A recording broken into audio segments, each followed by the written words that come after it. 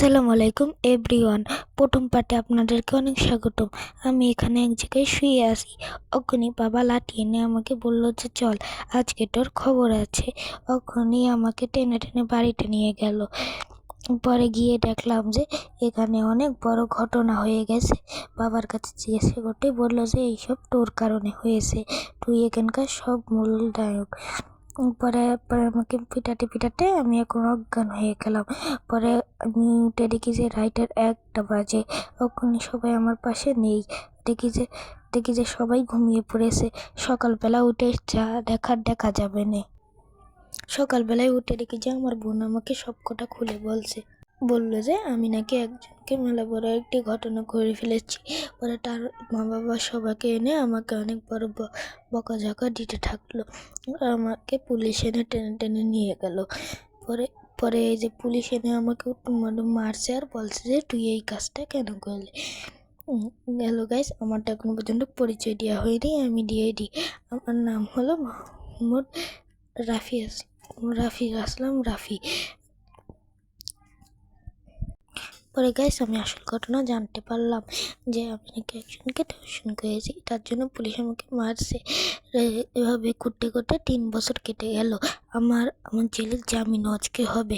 ওখানে আসে না, আমি বাড়িতে গেলাম, কিন্তু বাড়িতে গিয়ে আমার মা বাবা বললো যে তুই আবার এখানে কেন এসেছিস, তুই এখান থেকে দূর হয়ে যা, আমরা তোর মতন ছেলের মুখটা আর দেখতে চাই না।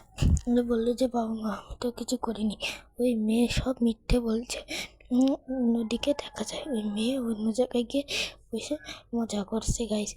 মানে আমাকে আবার বাড়ি থেকে বের করে দেওয়া হলো। পরে দেখা গেল যে আমি আমার কাছে 2000 মতন টাকা ছিল। ওটা নিয়ে খুলনা জেলার দিকে বেরিয়ে পড়লাম বাসের একটি টিকিট কেটে। ওখানে বাসে গিয়ে বললো যে পরে আমি বাসে গিয়ে ঘুমিয়ে পড়লাম। অনেক রাইট হয়ে গেছিলো, এখন রাইটের মোট 12টা বাজে। বললো যে মামা আপনার ঠিকানা পর্যন্ত আমরা এসে পড়েছি।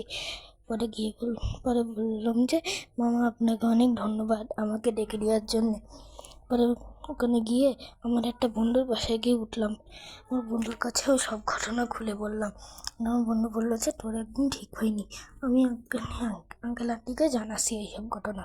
পরে আমি বললাম যে না, তোকে জানানোর দরকার নেই, আমি ওখান থেকে সব ছেড়ে এসে পড়েছি এখানে তোর কাছে, আমাকে এবার একটি কাজের ব্যবস্থা করে দি তুই।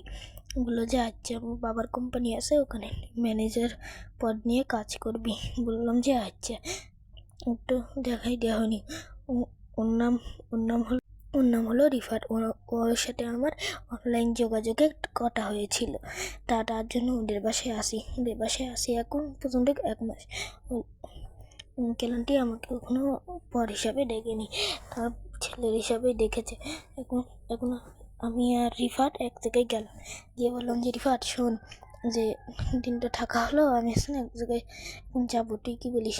যে আচ্ছা, তুই তোর মতন যা, তুই কোনে যাবি? ভাবছি যে আমার নিজের একটি প্রতিষ্ঠান খুলে তুলবো, ওর নাম কি রাখবো এটা ভাবছি এখন। তাই বলে যে আচ্ছা, তোর এতে কোনো টাকা লাগবে? বললাম যে লাগতে পারে, তুই কি দিতে পারবি?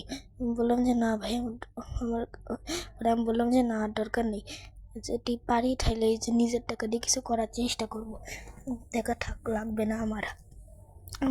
পরে তাও বললো যে তুই যেদিন যাবি আমাকে একদিন বলিস। ওই কথার আরও 2 মাস হয়ে গেল। 2 মাস পরে আমি চলে গেলাম, আর রিফাত আমার হাতে 1 লাখ টাকা হাতে দিয়ে বললো যে তুই যেটি পারিস তাহলে আমাকে বলিস কখনো, আমি এই বন্ধু তোর পাশে সবসময় আসে। পরে বললাম যে আচ্ছা, তোর কথা আমি কখনো ওই যে বিটা যেতে দেবো না। বললো যে আচ্ছা বন্ধু। পরে ওই দিন আঙ্কেল আন্টিও বললো যে তুমি এই বাড্ডা মটন থেকে যাও, পরে যেও। পরে বললাম যে না আঙ্কেল আন্টি, আমি এই বাড্ডা মটন যাচ্ছি, আপনাদের ঘরে কত বছর বসে আর খাবো। পরে বিদায় নিয়ে আমি এই বাড্ডা অন্য জায়গায় এসে পড়লাম। আর এখন আমার কাজে মেলা অনেক উন্নতি হয়েছে। তার জন্য আমি একদিন রিফাতকে ফোন দিয়ে বললাম যে বন্ধু তুই আমার অফিসে আয়। পরে রিফাত আসলো একদিন আমার অফিসে। পরে বললো যে কী অবস্থা বন্ধু তোর কি মা বাবার কথা কি তোর মনে পড়ে? বললো যে না রে, তাদের কথা আর মনে পড়ে না, তাদের কথা মনে করেই বা আমি আর কী বা করবো, তুই বল। তাও রিফাত বললো যে তোরও তাও একবার তাদের কথা চিন্তা করে দেখা উচিত, তাদের ওখানে একবার গিয়েও দেখা উচিত। বুঝেছিস? বললো যে আচ্ছা আমি একদিন যেয়ে দেখবানি। পরে রিফাত ওখান থেকে চলে গেল। রিফাত যাওয়ার পরে আমি বললাম যে আচ্ছা আমি একদিন যেয়ে দেখবানি। তাও তাও বললো যে তাও তুই একদিন ভেবে দেখিস। আমি বললাম যে আচ্ছা তাহলে তুই আমার বাড়িতে একদিন থেকে যা। পরে আমার বাড়িতে রিফাত একদিন থেকে যেতে গেল। পরে বললো যে বন্ধু তুই তো বাড়িটা অনেক ভালো সেজিয়েছিস। পরে আমাকে বললো যে বললো যে ভাবি কবে? আরে বললাম শালার এই যে মাথায় দুইটা দিয়ে বললাম যে শালা তুই নিচে আগে বিয়ে কর, তারপরে আমার কথা বলিস। পরে আমাদের এই দুই বন্ধুর মধ্যে মজা শুরু হয়ে থাকলো। পরে বললো যে স্যার আপনার একটি প্রজেক্টে মেলা বড় দুর্ঘটনা হয়ে গেছে। রিফাতও কোনো বসেছিল। পরে বললাম যে কীরকম দুর্ঘটনা? বললো যে স্যার ওখানে আগুন লেগে গেছে। তারপরে আসলে রিফাত আর আমি ওখানে গিয়ে দেখি যে আমাদের 3 কোটি টাকা সব কিছু পুরো ছাইকার হয়ে গেছে। আমি তো ওখানে ভাই একেবারে আসলে ওখানে ছিলাম। ওখানে রিফাত আর আমার কর্মচারী আমাকে তুলে নিয়ে আমার বাসায় গিয়ে কর্মচারী বললো যে স্যার আপনি কোনো রকম আছে না, কোনো করেন না। পরে বললো যে স্যার আপনি কোনো রকম কিছু করেন না। পরে সবাই আরও দৌড়িয়ে আসলো। পরে রিফাত বললো যে তোর কিছু হবে না রাফি, আমি আসি। গেছে না আমার পুরো 3 ঘন্টা পরে গিয়ে জ্ঞান ফিরলো যে এত কিছু কীভাবে হবে। পরে বললো যে আচ্ছা তোর তো আরও ব্যবসা টেস্টিং আছে না, ওখান থেকে তুই আরও টাকা ইনকাম করতে পারবি তো? যে হ্যাঁ আমি পারবো, কিন্তু বন্ধু আমার মা বাবা আছে না, আমার জন্য মেলা চিন্তা করে এখনো। তাই মনে হয় আমার আছে না একবার যাওয়া উচিত। যে আচ্ছা তুই তাহলে যা, আমি তোর সাথে আসি। ওরা বললো যে আচ্ছা আমি তাহলে একবার গিয়ে দেখবানি। বাড়ি যেটাই মা দরজা খুলে দিল, যেখানে আমার দেশের বাড়িতে নিজের প্রথম স্থান ফেললাম। ওখানে মা বললো যে বাবা আমাদের ভুলটা আমরা বুঝতে পেরেছি, তুই ফিরে এসেছিস। আমরা এটা নিয়ে নাকি বললাম যে না আমি ফিরে আসিনি, আমি শুধু তোমাদের একদিন দেখতে এসেছি। পরে যে রাগ করে একবার দেখেই চলে গেলাম।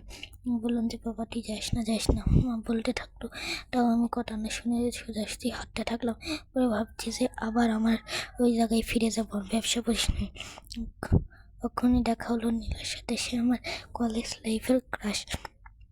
বললাম যে নীলা তুমি কেমন আছো? পরে বল যে হ্যাঁ ভালো আছি। বিয়ে করেছে? বললো যে না।